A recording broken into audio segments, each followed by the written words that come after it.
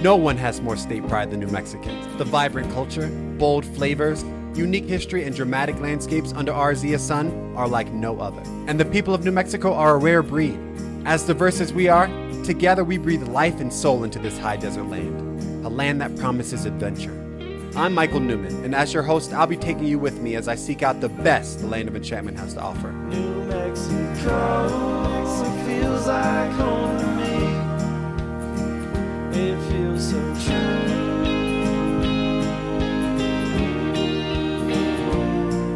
It's time well spent when I spend it with you. Thanks for watching another episode of New Mexico True Television. I'm your host, Michael Newman. In this episode, we're covering planes, trains, and automobiles. From rail to wheel, wings to hooves, through land and sky, the fun is in the journey, so please take your seat for takeoff. Just over half an hour east of Albuquerque in Moriarty, the experience of a lifetime awaits. Here you'll find Sundance Aviation, where 7 days a week, pilots take people out for lessons or pleasure flights in their glider planes. A glider is an unpowered aircraft whose flight does not depend on an engine, but rather it soars and glides through the sky using naturally occurring currents of rising air in the atmosphere. The founder of Sundance Aviation, Rick Kohler, will be taking me out for my first glider flight. A pilot with over 14,000 hours logged in glider planes, Rick's extensive flying history helps assure me that getting on board an aircraft with no engine to cruise through the clouds is a good idea. How long have you been flying these things? I've been flying gliders since 1980. Really? Been flying airplanes since 1969. Wow. So you know what you're doing, so I trust you. This is... Well, I'm an old guy, so I don't know how much you can trust me. And what do you think the draw is? Why this compared to anything else? The aesthetic appeal is incredible. I mean, you're up there in a beautiful, streamlined aircraft, free as a bird, being powered by Mother Nature. I think they're one of the most beautiful machines out there. We'll go take a look at the glider. It's really long. Yeah, the wings are long. That's what we call a high aspect ratio wing, and that gives us lower drag at slow speeds, which is where we're flying most of the time. You'll be in the front seat, and I'll give you a good briefing on how to fly it. Okay. And at some point, I'll let you take the controls if you like. Not for a real long time, just but a short little time to for, get my... for a little bit. And if you're doing great, maybe it'll be a little longer. Okay. Yeah, and what are these yarn things on the top there? Well, that's one of our most important instruments, believe it or not. We call that a yaw string, and that just simply tells us whether or not we're going through the air streamlined, which would indicate like so, or sideways. And if we're flying sideways, then we're flying a little uncoordinated. Your controls up front are connected to my controls in the back, so when I move the controls, your stick and your rudder pedals will be moving. Okay. And the caution is simply not to grab a hold of something and resist what I'm doing. Mm-hmm. At some point, we'll exchange the controls, and at that point, you'll be flying the glider. Okay. You got me way too excited right now. So. We walk the glider out to the runway where a converted crop duster plane is waiting to tow us out. Rick informs me that crop dusters make good tow planes because they're light and powerful, and they can fly at slow speeds. Attached to the crop duster is a 200-foot-long polypropylene rope that will be towing us. Rick gives me a quick rundown of the controls, which may be in my hands at some point in this flight. Still processing that one. Things not to touch, canopy jettison. After a full briefing, we're set for takeoff. No going back now. The crop duster is still gaining speed on the runway, but the glider has already risen off the ground. He's flying? Oh, and we're up. Now it's just a matter of flying loose formation with the tow plane. Right. I just try to stay behind him and do what he does. You'll see him hit the bumps a couple seconds before we hit them. Hey, we're hitting a big thermal right there. Rocking and rolling. Oh, that's awesome. You have such a great view from up here. It's pretty spectacular. We can see 100 miles in every direction most days. This is amazing, man. Definitely exhilarating, but still calming at the same time. Getting enough fresh air? Oh, it's perfect. Okay, we're in pretty good lift here. Yeah. Here we go, releasing. Woo! Rope goes away, we turn right, tow plane turns right. We're just gonna keep it in this nice crisp turn here until we get high enough to cruise around. Now we've already gained 200 feet since I released. Really? And you can feel it gradually happen. You can feel a little pressure on the seat of your pants. This For thermal's sure. pushing up under us. Yeah. So it's lifting us. No, we're really gliding. We're soaring. Gliding is when you're coming down. We're going up. It's crazy to think it's invisible. You can't see anything, but yet all these things are happening You simultaneously. can't, and that's sort of where the art comes in. Now, would you like to try flying it a little bit? I could. You're gonna do fine. Just let me walk you through it. So if you want to make a turn to the right, you move the stick right, push the right pedal. So now to level out, a little bit of left stick and left pedal. Go ahead. There you go, and neutralize. Good. Now you're in a nice stabilized turn right there. Okay. Look, Ma, no hands. Okay, good. Okay. There we Good. go. Now just fly straight ahead for a little bit. All right. You're a natural. Okay, Michael, I'll go ahead and take the controls. All right. I have the controls. Good job. Okay. I did my duty. You did great. Now, if you want to get your adrenaline going a little bit, we certainly can, but I'll leave that entirely up to you. I mean, I trust you. This is something you've done before. Thousands and thousands of them. So, all right. Well, let me tighten my belt. So, here we go. Pushing over. Oh, yeah, Picking up baby. speed. Oh. There's 90. Here we go. I like it. Whoa. Not Wow. good. Wow. That's so awesome.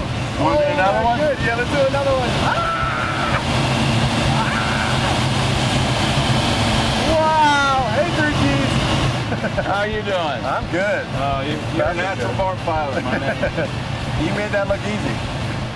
Like all good things, my flight must come to an end. But what a ride. The Eagle has landed. Nice and smooth. Literally, you feel like you can touch the clouds, and you're just going and soaring, and it's completely silent. This is as close as you can get to being a bird.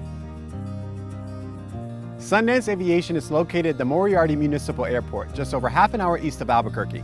Reserve a flight for yourself or treat a friend to the experience. Gift certificates are available. Want to get your own private glider license? Sign up for lessons with Sundance Aviation's instructors. Now, how do you go from New Mexico to Colorado 11 times in one day? Stay tuned to find out. Sign up to receive monthly newsletters about events and happenings around the state at newmexico.org.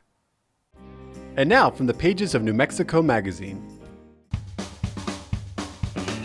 Chama sits in the very northern reaches of the state, just 2 hours northwest of Santa Fe. One of the biggest draws of Chama is the Cumbres Toltec Scenic Railroad. The longest and highest narrow-gauge steam railroad in the country, the Cumbres Toltec Railroad cuts through some of the most majestic terrain in our state and makes for an unforgettable day trip. Today's scenic railroad for visitors to Chama owes much to its predecessor, the Denver and Rio Grande Railway. Incorporated in 1870, the D&RG Railroad was responsible for laying the track through this rugged mountainous terrain. When the D&RG Railroad made its way to Chama in 1880, the town was a hodgepodge of tents and log and slab cabins. With a number of hotels, restaurants, and saloons, the few buildings in town operated in what today's language would be known as the hospitality industry. So it would be fair to say that the Chama of yesteryear does have some similarities to the town you'll find today. It knows how to cater to its visitors and those just passing through. And always, at the heart of it all, is the railroad.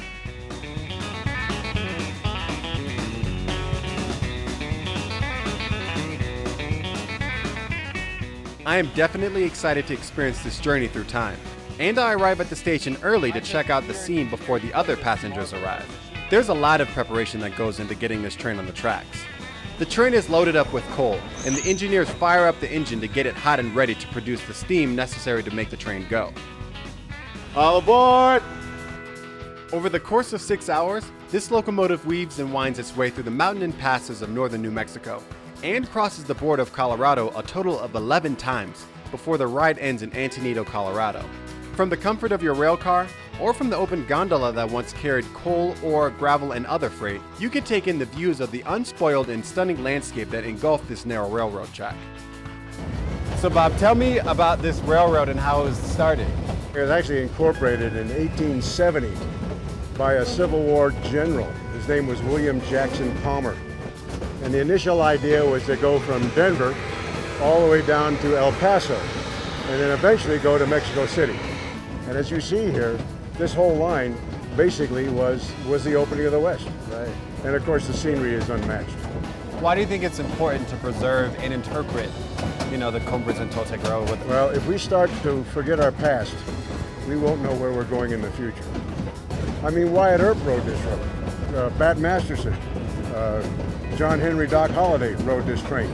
So there's a lot of stuff like that, and it just keeps on going. What brought you to the railroad specifically? Heard it was real scenic and a really nice ride, day trip. We decided to forego the big trip to come and do a lot of smaller trips around the state. And so we've been doing that, and this was one of the highlights for us to come ride the railroads. And I don't believe a lot of people outside the state realize that we have as much forest land as we do here in the state. I think they kind of picture it as being sort of deserty, at least the people I talk to. But yeah, there's a lot of forestry here. This is beautiful. So New Mexico has a little bit of everything to offer, a little bit of every landscape. So Weston, you having fun on the train? Yeah. Yeah? What's your favorite thing about the train? Riding on it. Yeah.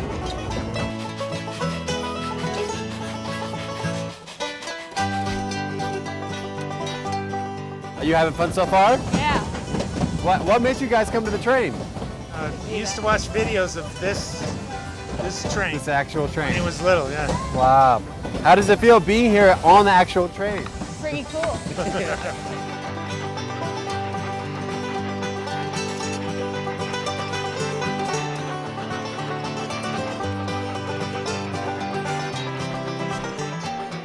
You hardly notice the time passing by as the train carves its way through this mountainscape. But before you know it, the train pulls into Osier where they have a hot lunch ready for you.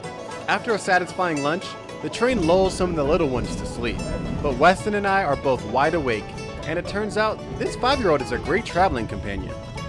Something about embarking on a journey like this at a nice leisurely speed, taking in the sights without a care in the world, really brings people together. This is definitely a trip for the traveler in us all. When planning your journey on the Cumbres and Toltec Railroad, here are some tips. The historic railroad depot is in the center of Chama, 2 hours north of Santa Fe and just shy of the Colorado border. Half-day and full-day excursions are available from late May through October. Kids ride free. 1 kid for every adult rides free May through September. Lunch fees apply. And check out their season pass. For more great stories like this from New Mexico Magazine, visit newmexico.org.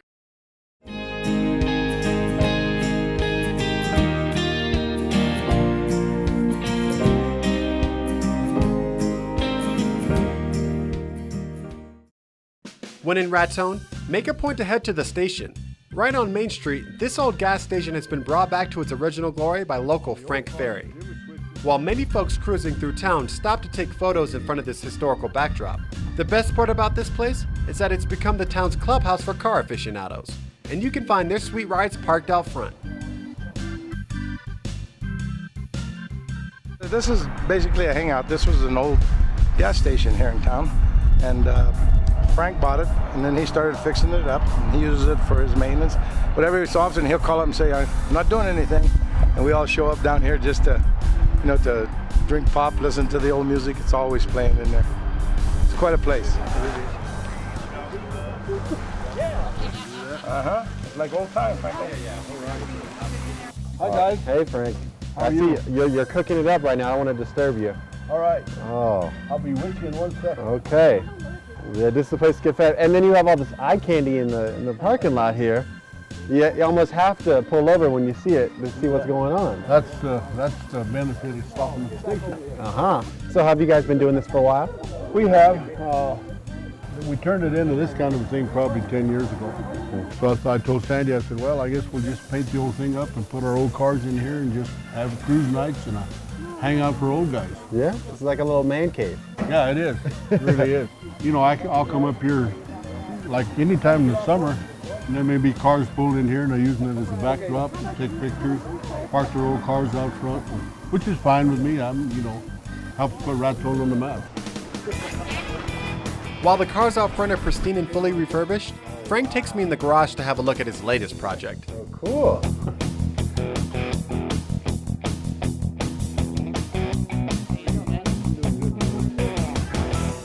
And no doubt about it, with some TLC, this machine's gonna turn some heads.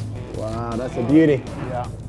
The engine, like I was telling you, is a 51, And this engine was the one that was setting the records on the salt flats back in the 50s. This is truly the best place to celebrate the cars and culture of a bygone era. The past is gone, you know. It goes past, and if you just forget it, it's this way they got a chance to see what it used to be when we all grew up here. And everybody you see in there drug them up and down this main in these kind of cars. They really did. So, but it's quite a nice little place. And Frank's to be commended. He's a wonderful guy. He really is.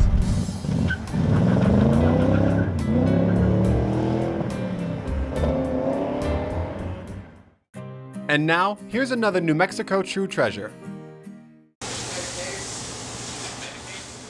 The breakfast burrito truly belongs to New Mexico. There is no other place that can claim that they invented the breakfast burrito.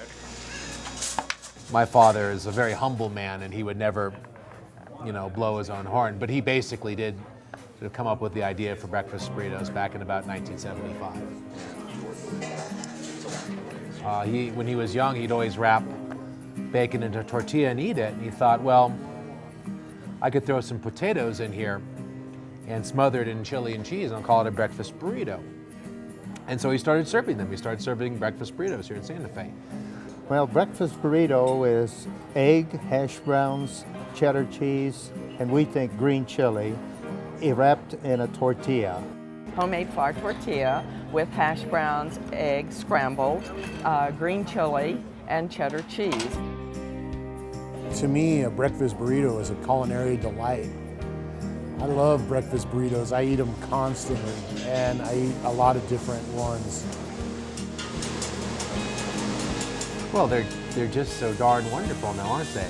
I mean, they're hearty and they're delicious. Why would you not love one? And it definitely should have New Mexican chili in it. Yeah, a breakfast burrito does have to have chili. Breakfast burrito without chili is like a sky without stars, please. Without green chili or red chili, it could not be a New Mexico breakfast burrito.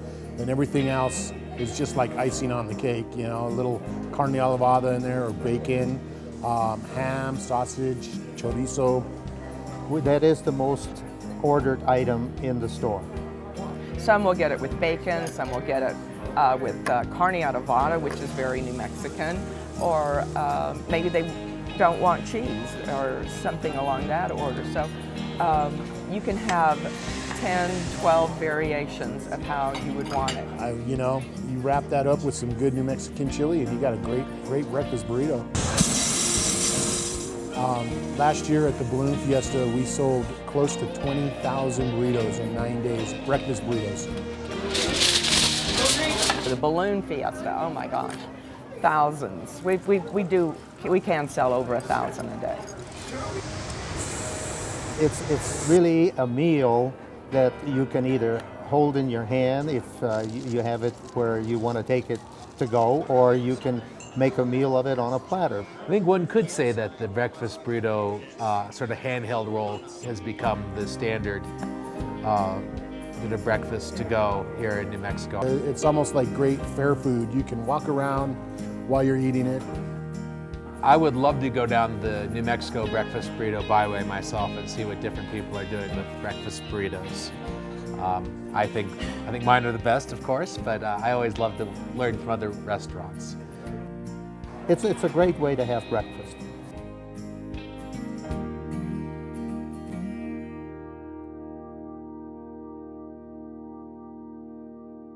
Follow the Green Chili Cheeseburger Trail and the Breakfast Burrito Byway at newmexico.org.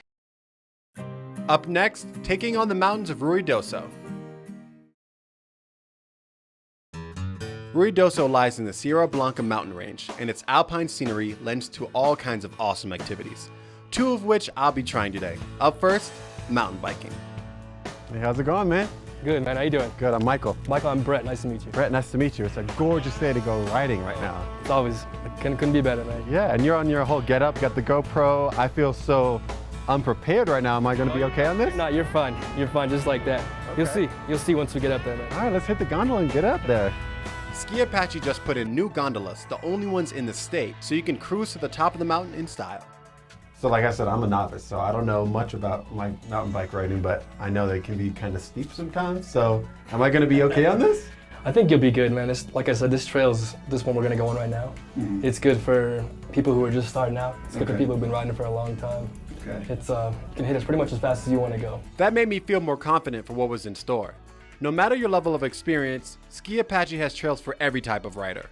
Easy, medium, and advanced. Ready to do this? Let's do it. I'll let you lead the way, okay? Okay, all right. Just at your own pace. Uh-oh.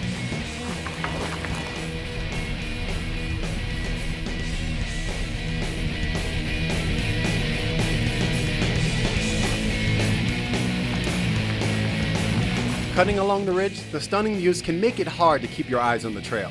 Ultimately, I had to stop to take it all in. Oh, look at this view. That's gorgeous. You can see the whole mountain from here, man. You can see it. Go on there, man. See how white sand's down here? Oh, that's white sands over there. Yep. Yeah. Man, you're right. You can't really get a vantage point like that from the bottom. There's a bunch more views like that to come, man. Yeah, let's keep on riding.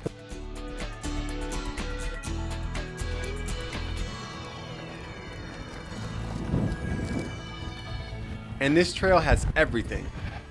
Some technical spots and rocky descents, and some nice long stretches to coast as well.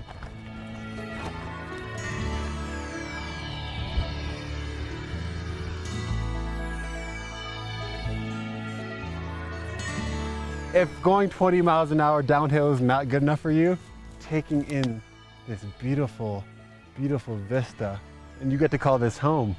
Oh man, I'm so thankful to call this place home, man. You are lucky. This truly is a great introduction to Ruidoso, and thankfully, it's all downhill from here. Literally, that is.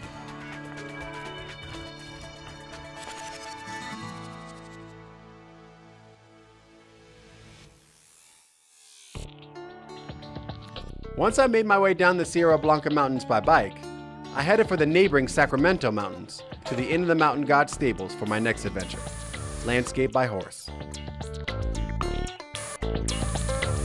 The guides at the stables will select a horse that fits your level of experience, and will saddle them up and get them ready for you to go. And what's this guy's name? His name is Pretty Boy. Pretty Boy. That sounds like me. Yeah, beautiful. Okay. Howdy. Hundreds of years ago, these mountains belonged to the Mescalero Apaches. They were nomadic hunters and warriors, and roamed freely throughout this mountain range and throughout the entire Southwest. You feel like there's nothing but wilderness all around you.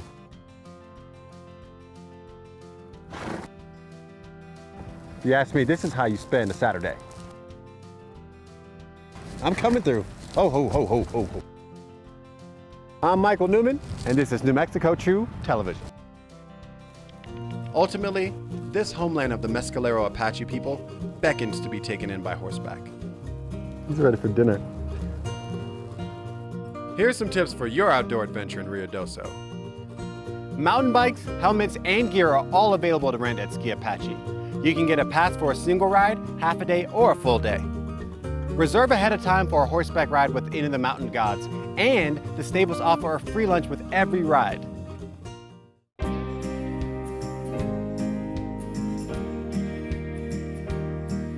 So as you can see, there are plenty of ways to cross our majestic New Mexico landscape or soar through the skies above. And as I've learned, even the method of transportation can be the adventure. So with that being said, what are you doing next weekend?